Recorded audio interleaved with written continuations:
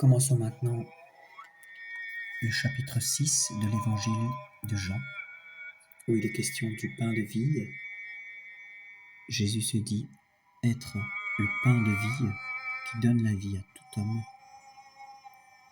Et ce pain de vie, c'est l'Eucharistie. Après cela, Jésus s'en alla de l'autre côté de la mer de Galilée. Une grande foule le suivait à la vue des signes qu'il opérait sur les malades. Jésus gravit la montagne et s'y assit avec les disciples. La Pâque, la fête des Juifs, était proche. Levant alors les yeux, Jésus vit une grande foule qui venait à lui. Il dit à Philippe : « Où pourrions-nous acheter du pain pour les faire manger ?» Mais il disait cela pour le mettre à l'épreuve, car lui-même savait bien ce qu'il allait faire. Philippe lui répondit : « 200 deniers de pain ne suffiraient pas pour que chacun en ait un petit morceau. » Alors un de ses autres disciples, André, le frère de Simon-Pierre, lui dit : « Il y a ici un enfant qui a 5 pains d'orge et 2 poissons. Mais qu'est-ce que cela pour tant de monde ? » Jésus leur dit : « Faites-les asseoir. » Il y avait beaucoup d'herbe en cet endroit. Ils s'assirent donc, au nombre d'environ 5000 hommes. Alors Jésus prit les pains, rendit grâce et en distribua aux convives, et de même du poisson, autant qu'ils en voulurent. Quand ils eurent mangé à leur faim, il dit à ses disciples : « Recueillez les morceaux qui restent, afin que rien ne soit perdu. »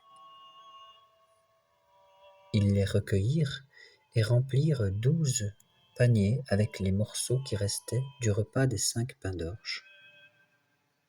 À la vue du signe qu'il venait d'opérer, les gens dirent : « C'est vraiment lui, le prophète, qui doit venir dans le monde. » Jésus se rendit compte qu'ils allaient venir l'enlever pour le faire roi. Alors il s'enfuit à nouveau dans la montagne tout seul. Le soir venu, ses disciples descendirent au bord de la mer, et montant en barque, ils se dirigèrent vers Capernaum sur l'autre rive. Il faisait déjà nuit, et Jésus ne les avait pas encore rejoints. Le vent soufflait avec force, la mer se soulevait. Ils avaient ramé environ 25 ou 30 stades quand ils voient Jésus s'approcher de la barque en marchant sur la mer. Ils eurent peur. Mais il leur dit : « C'est moi, n'ayez pas peur. » Ils allaient le prendre dans la barque, mais la barque aussitôt toucha terre au lieu où il se rendait. Le lendemain, la foule, restée sur l'autre rive, vit qu'il n'y avait eu là qu'une seule barque et que Jésus n'y était pas monté avec ses disciples, mais que ses disciples étaient partis seuls. Cependant, des barques étaient arrivées de Tibériade, près de l'endroit où on avait mangé le pain. Et quand la foule s'aperçut que Jésus n'était pas là, ni ses disciples non plus, les gens montèrent dans les barques et passèrent à Capernaum à la recherche de Jésus. L'ayant trouvé sur l'autre rive, ils lui dirent : « Maître, quand es-tu arrivé ici ? » Alors Jésus leur répondit : « en vérité, je vous le dis, vous me cherchez, non pas parce que vous avez vu des signes, mais parce que vous avez mangé du pain. Travaillez donc non pas pour la nourriture périssable, mais pour la nourriture qui demeure en vie éternelle, celle que vous donne le Fils de l'homme. Car c'est lui que le Père, que Dieu a marqué de son sceau. » Ils lui dirent alors : « Que nous faut-il faire pour travailler aux œuvres de Dieu ? » Jésus leur dit : « L'œuvre de Dieu, c'est que vous croyez en celui qui l'a envoyé. Ils lui dirent ensuite: « Mais quel est le signe? Quel signe vas-tu nous faire voir pour que nous te croyions? Quelle œuvre accomplis-tu? Nos pères ont mangé la manne au désert, selon le mot de l'Écriture. Il leur a donné à manger du pain venu du ciel. » Jésus leur répondit: « en vérité, je vous le dis, ce n'est pas Moïse qui vous a donné le pain du ciel, c'est mon Père qui vous le donne, le pain du ciel, le vrai, car le pain de Dieu, c'est celui qui descend du ciel et qui donne la vie au monde. » Ils lui dirent alors: « Seigneur, donne-nous toujours de ce pain-là. » Jésus leur répondit: « Je suis le pain de vie. Qui vient à moi n'aura jamais faim. Qui croit en moi n'aura jamais soif. Mais je vous l'ai dit, vous me voyez et vous ne croyez pas. Tout ce que me donne le Père viendra à moi, et celui qui vient à moi, je ne le jetterai pas dehors. Car je suis descendu du ciel pour faire non pas ma volonté, mais la volonté de celui qui m'a envoyé. Or, la volonté de celui qui m'a envoyé est que je ne perde rien de ce qu'il m'a donné, mais que je le ressuscite au dernier jour. » Oui, c'est la volonté de mon Père que quiconque voit le Fils et croit en lui ait la vie éternelle, et que je le ressuscite au dernier jour. Les Juifs, cependant, murmuraient à son sujet, parce qu'il avait dit: « Je suis le pain descendu du ciel. » N'est-il pas, disait-il, ce Jésus, fils de Joseph, dont nous connaissons le père et la mère? Comment peut-il dire à présent: « Je suis descendu du ciel » ? Jésus reprit et leur dit: « Ne murmurez pas entre vous. Personne ne peut venir à moi si le Père qui m'a envoyé ne l'attire, et moi, je le ressusciterai au dernier jour. Il est écrit dans les prophètes: ils seront tous enseignés par Dieu. Quiconque entend l'enseignement du Père et s'en instruit vient à moi.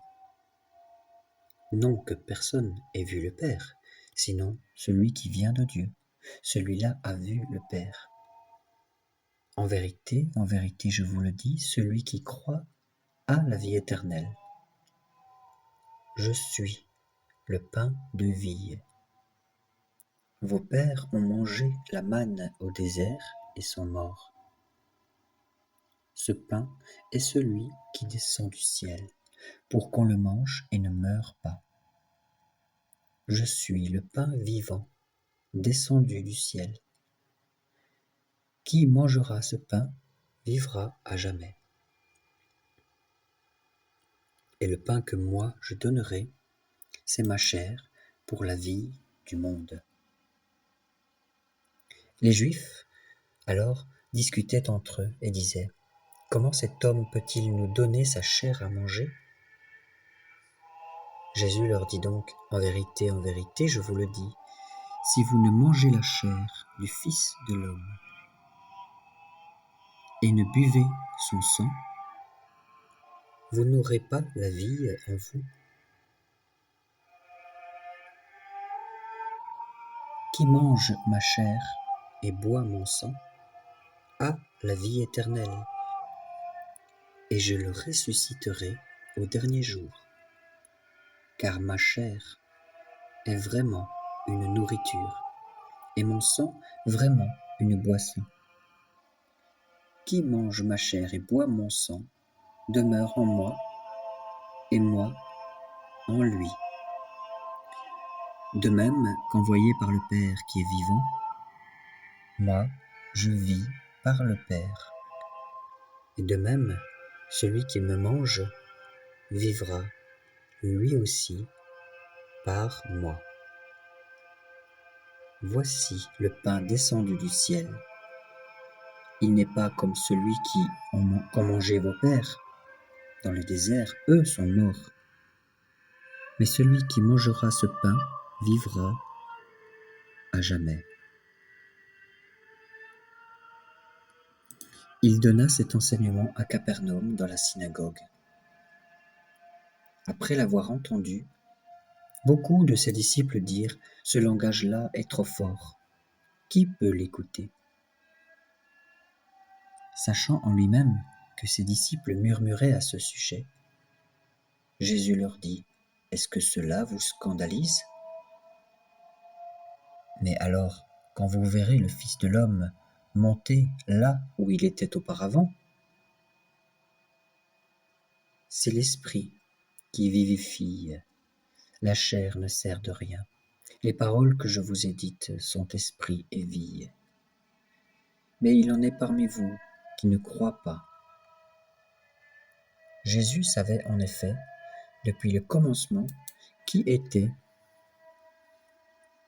ceux qui ne croyaient pas et qui était celui qui le livrerait. Il ajouta : « Voilà pourquoi je vous ai dit que personne ne peut venir à moi sinon par un don du Père. » Dès lors, nombre de ses disciples se retirèrent et cessèrent de l'accompagner.